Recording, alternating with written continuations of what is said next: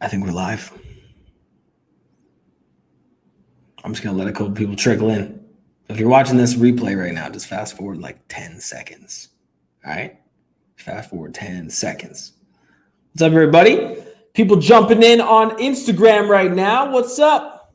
How y'all doing? We're going live for Unstoppable right now. I hope you guys are having the best day of your motherfucking lives. Okay? Let's get the ball rolling on this. We're going to start in 3, 2, 1. What is going on, everybody? Welcome back to Unstoppable, the elite mind and body podcast for men. This is episode 9. We're going to be discussing slowing down to achieve your goals faster. Okay. If you're anything like me, you've been in a position where you get overwhelmed because of everything that's going on with your family, to your career, to keeping up with your health and fitness, to eating the right foods, to getting enough sleep, to being able to still have time for yourself and not go absolutely crazy. And you start to get overwhelmed. And when you get overwhelmed, it leads you to start trying to do everything quickly because you don't feel like you have enough time, right? And as you start to do things quicker and quicker and faster, you start to realize that nothing is letting up. Like there's no end in sight. It doesn't matter how fast you do things. It doesn't seem like you're gaining any ground in any of the areas that I just mentioned. Your family is potentially suffering. Your career is potentially rocky. Your health and fitness is potentially all over the place. You may not be able to eat the foods that you want to eat and still be able to have a lifestyle that your family is pleased with. Dude, there's so much stuff going on. The fact of the matter is that when you feel like you need, keep filming. When you feel like you need to speed up, most of the time, you actually need to slow down. Most of the time, when you feel like you need to speed up, you actually need to slow down. And I want to give you 5 different examples today that prove my point. The first one is this. If you're constantly feeling overwhelmed, and you constantly have a million things on your plate, and you're constantly trying to close deals, be home in time for your family, exercise, eat the right foods, keep your wife happy, do all the things that you need to do to keep yourself from going fucking nuts, you need to understand that the only thing that's going to help you get a handle on everything before it all gets out of your control is reflection, right? You need to become consciously aware in the moment of everything that you have to do and prioritize everything with a series of bullet points and create an actual list for all of the stuff that you need to get done and prioritize it in terms of what's going to make the most impact, what's going to make me the most money, and what is going to create the most joy and happiness. Those are the only 3 things that you should be doing. Everything else should be outsourced. Every single other thing in your life should be outsourced if you want to be a high performance person. Okay. I'm going to give you an example. I don't do dishes. I don't do laundry. I don't clean my pool. I don't mow my lawn. I don't do any of that shit. It's all outside. It's all outsourced. All of it is outsourced. Because if I was also doing that, and that was also on top of doing my business, working out, exercising, eating clean, taking care of my kids, taking care of my wife, making content, keeping myself sane, doing things that I enjoy, I wouldn't be able to do anything. Right? Too many of you have so much going on that you're overwhelmed with, but 90% of it doesn't even matter, right? So now some people may be thinking, hey, well, yeah, you can afford to pay somebody to do that. So but here's the thing is that you can too. I actually guarantee that if you drank less beer, if you ate less McDonald's, ate out less, if you started saving your money and allocating it differently, you'd be able to allocate some of the funds that you currently make to something that buys back some of your time so that you can be more productive and push your career forward, push your fitness forward, push all of your goals forward. But the fact is that most people don't do that. Most people don't think they have money, but then you check their bank statements and they went to the mall last weekend and the weekend before. They ate out 5 times last month, 6, maybe 10. They drank 40 beers, right? Most people Don't pause and reflect, see where they are, allocate funds and time and strategy in a different way to create a better lifestyle. The first one is reflection. The second one is getting into flow state. Now, if you know anything about flow state, you'll know that it's a state of mind where, I'll give you an example, painters, right, can just like get into this state where they're almost in a trance and then create a masterpiece in a matter of hours, something that would take other people, regular people that don't know how to tap into flow state, days and weeks and months. It takes a painter who can tap right into flow state a matter of hours. It's the same thing with artists. It's the same thing as musicians. It's the same thing as people that are great at business who can solve massive business problems in a few hours as opposed to weeks, right? Flow state is one of those things that you need to learn to tap into if you want to start achieving your goals faster. And part of getting into flow state is putting yourself into flow state. You cannot put yourself into flow state if you're feeling overwhelmed, if you're feeling rushed, if you're feeling anxious. It doesn't exist. Flow state only comes when you are completely at peace with the moment and you understand what you need to do and you have full awareness of the task ahead and you invest yourself and your energy and your time all into one specific thing without being distracted and without being pulled in a million different directions. Step number 2 is tapping into flow state. Now, how do you tap into flow state?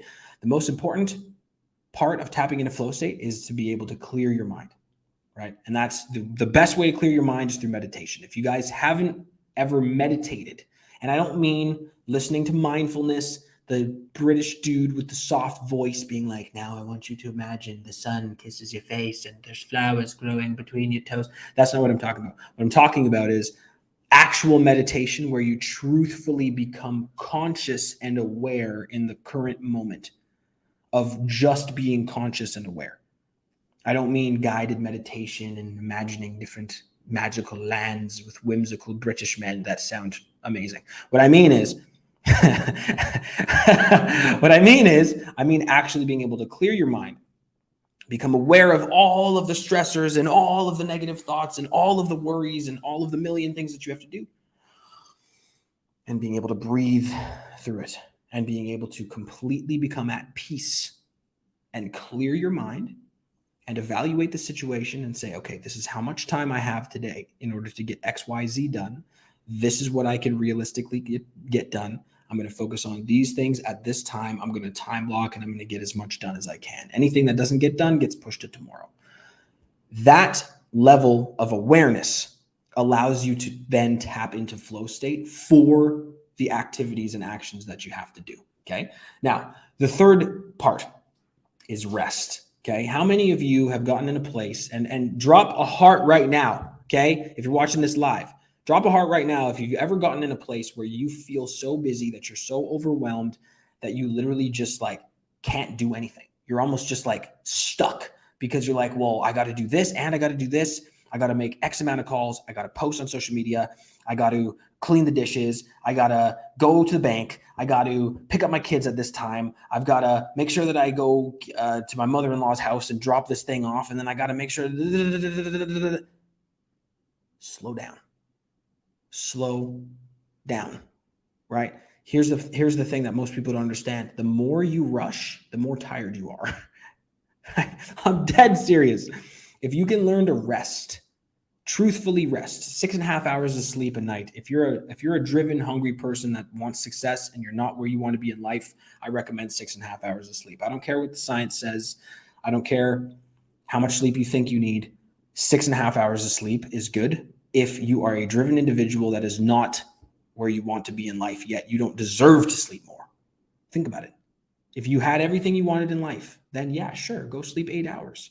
But if you're watching this, honestly, most people, 99% of people don't have every single thing that they want in their life.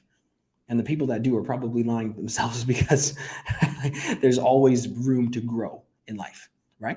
So get your sleep, 6.5 hours of uninterrupted rest.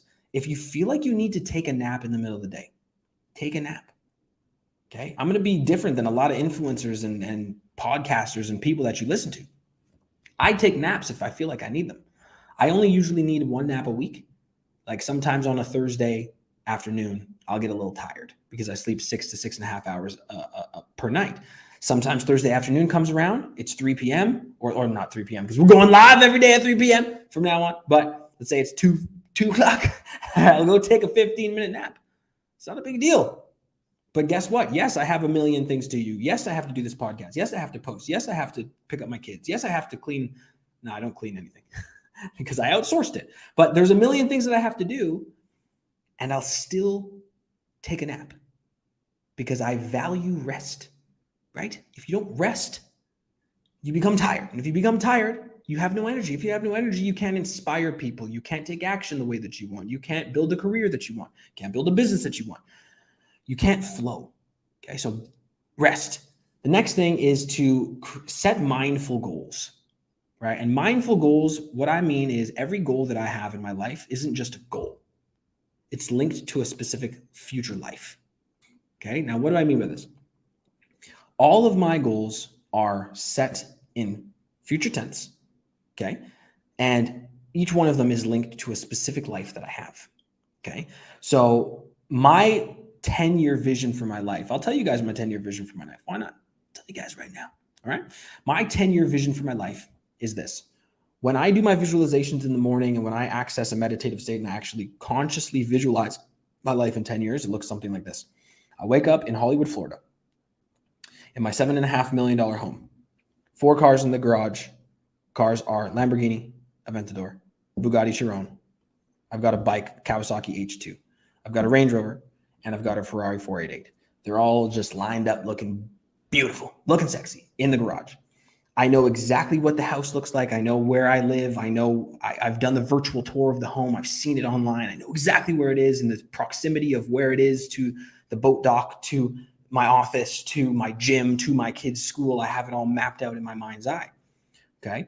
Now, when I do my visualizations, I live a full life. I wake up in the home. I get my kids ready for school. They're 13 and 14. We shoot hoops. We go to the gym together. They go to school. I go to the office with my wife. She runs the real estate office. I run the coaching office. We go for lunch each day. We take the helicopter and shop real estate deals. We come home. We pick the kids up. We eat dinner. We go to sleep. I have the full thing mapped out. Now, why is this important? Why is this important? Having such a clear, tangible vision for what my life looks like in 10 years. The reason why it's so important is because mindful goals allow you to link belief, purpose, and passion to them, right?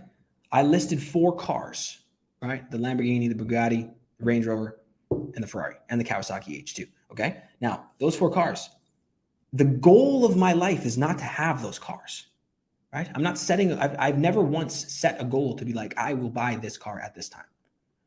My goals are linked to a specific life that I want to create, okay?